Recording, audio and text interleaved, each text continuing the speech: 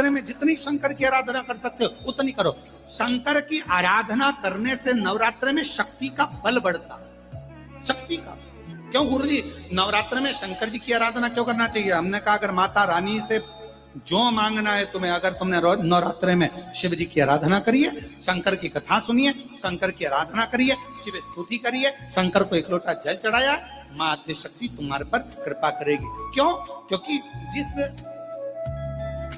जिस स्थान पर शिवलिंग रखा होता है और जो हस्त कमल है वो मां पार्वती, जगत जननी दुर्गा भवानी है।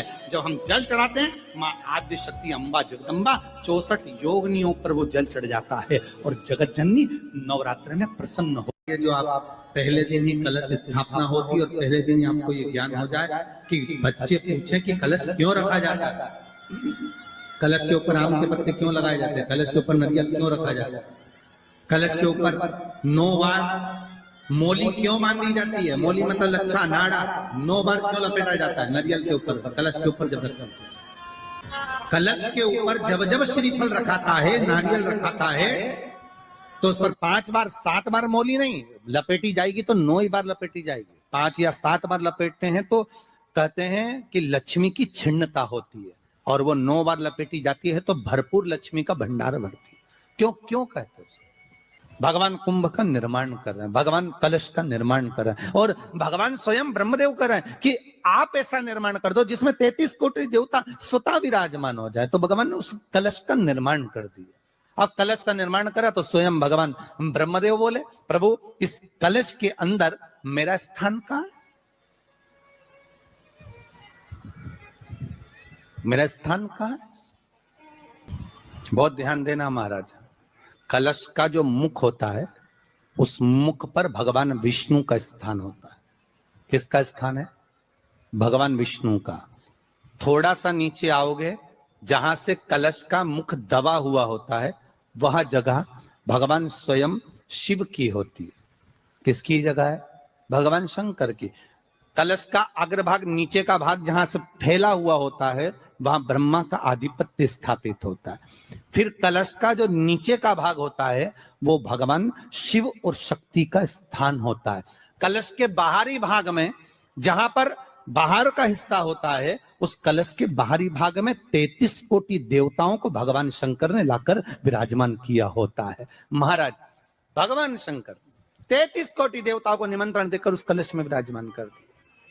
कितना सुंदर लिखा है देवी भागवत के अंदर कि जहां कलश की स्थापना होती है उस जगह पर किसी देवताओं को बुलाने की जरूरत नहीं होती।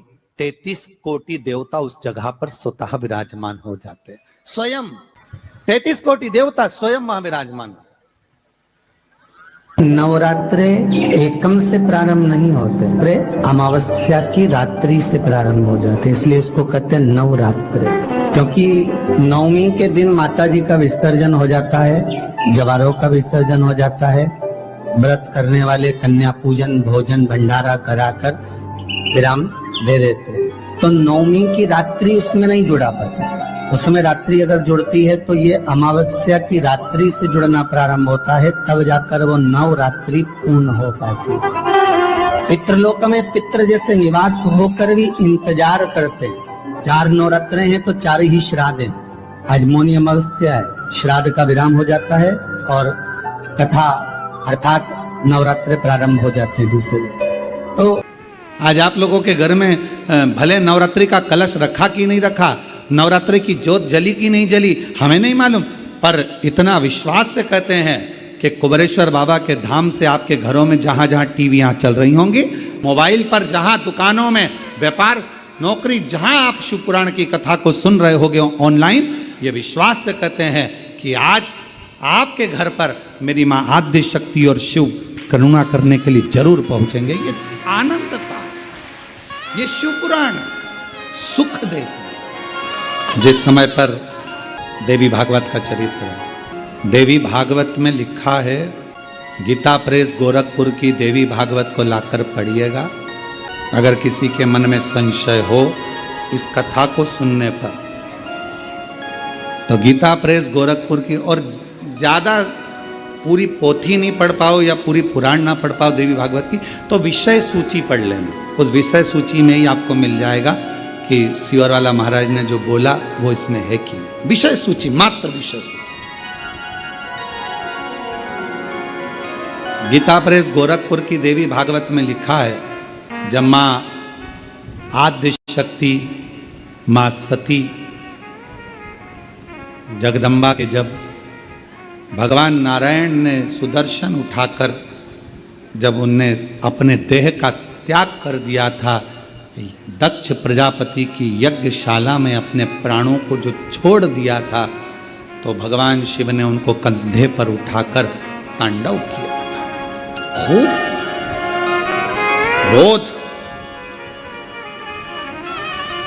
क्रोध। अब देखा भगवान नारायण ने कि ये क्रोध में भगवान शिव तो ये सब नष्ट कर देंगे, करा क्या जाए। तो का सुदर्शन उठाया और मां आद्य शक्ति दुर्गा भवानी के शरीर के टुकड़े कर दिए, और शरीर के टुकड़े करे। उसी में से एक कामाख्या शक्तिपीठ हुआ। किसी ने दर्शन करे होंगे वहां पर, कामाख्या शक्तिपीठ है। बोल मां कामाख्या माता की। एक कामाख्या शक्तिपीठ। जब भगवान देवाधिदेव महादेव माता सती के जाने के बाद में उनका भाव में जो क्रोध था, मेरी धर्म पत्नी मां सती चली गई, सती के प्राण छूट गए, मां सती चली गई।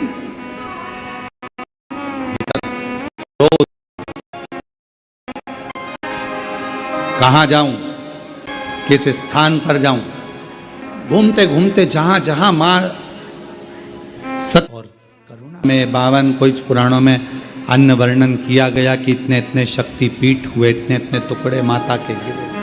कहीं कहुनी, कहीं भुजा, कहीं नयन, कहीं श्रवण, कहीं अधर, सब दूर गए। और भगवान शिव नवरात्र के अवसर पर आप लोग कथा सुन रहे हैं, बहुत ध्यान देना। ये कथा का, देवी भागवत का ये प्रसंग, माँ शिव और शक्ति का ये प्रसंग शिव महापुराण की कथा चल रही है। इसको 5 दिन तक हमें केवल शिव और शक्ति पर ही सुनना। और आपको मालूम होना चाहिए कि नवरात्र कहां से प्रारंभ हुआ। आपको ज्ञात होना चाहिए कि नवरात्र का शुरुआत कहां से हुआ। इस कथा को वहीं से लिया जा रहा है कि नवरात्र की शुरुआत कहां से हुई।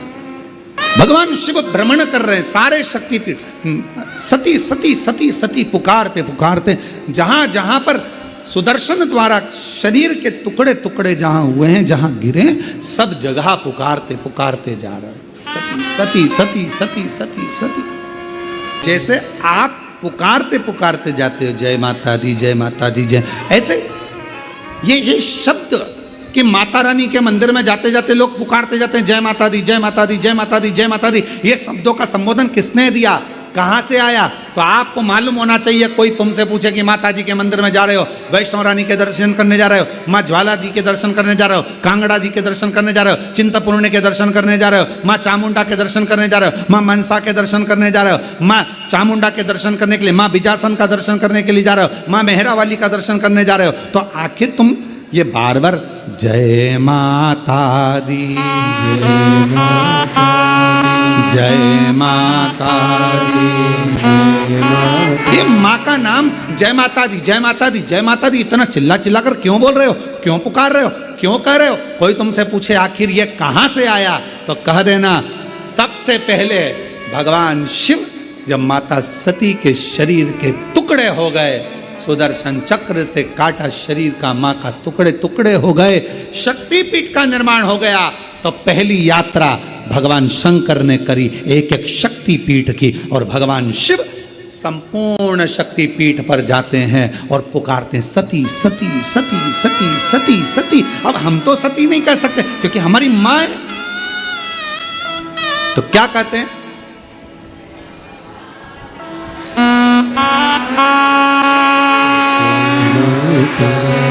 जय माता। जैसे शिवजी ने कहा एक एक शक्तिपीठ पर जाकर भगवान शंकर यात्रा करने जा रहे हैं और आवाज लगा रहे हैं, सती सती सती सती। हम सती नहीं कर सकते, वो हमारी माँ है, हमारी माँ है, इसलिए हम कहते हैं जय माता दी। माँ माँ माँ पुकार।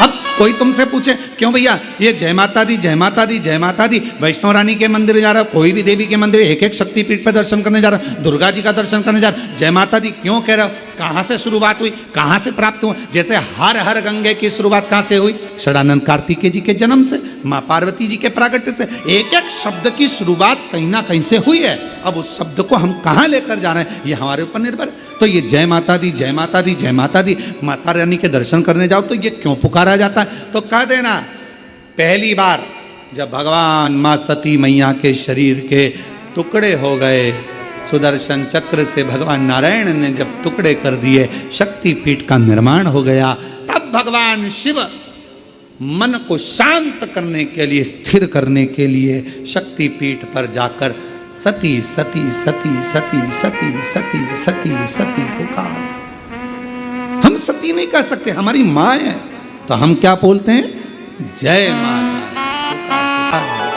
पुकारते पुकारते मेरे शंकर भगवान। ये देवी भागवत का संवाद है, पढ़िएगा। शिव शक्ति शिव महापुराण की कथा के माध्यम से कुबेरेश्वर बाबा की धरा से आज कथा के प्रथम दिवस में हम शुरुआत कर रहे हैं कि ये शब्द कहाँ से आए, कलश स्थापना कैसे हुई, प्रारंभ नवरात्रि का कहाँ से हुआ, ये सारे प्रसंगों को लिया जा रहा है। हृदय से भाव से जब हम पुकारते पुकारते चलें तो माँ क्यों ना झोली भरे, क्यों ना झोली। शंकर भगवान पुकार रहे हैं सती सती सती। सब दूर भ्रमण करने के बाद आखिरी में मेरे भगवान शंकर कामाख्या पीठ, कामाख्या शक्ति पीठ पहुंच गए। वहां जाकर मेरे शिवजी मौन होकर बैठ गए और एक मेरे देव अधिदेव महादेव के शरीर से एक ज्योति प्रकट होने लगी, एक ज्योति।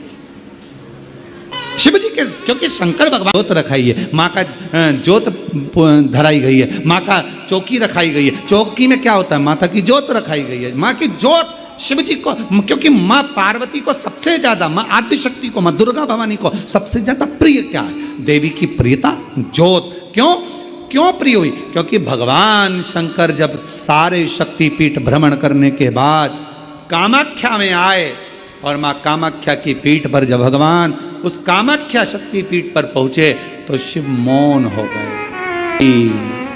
सती सती जय माता दी जय माता दी जय माता। एक ज्योत प्रकट हो। चलो एक और बात बड़े ध्यान से सुनिएगा। शिव जी को क्या प्रिय है?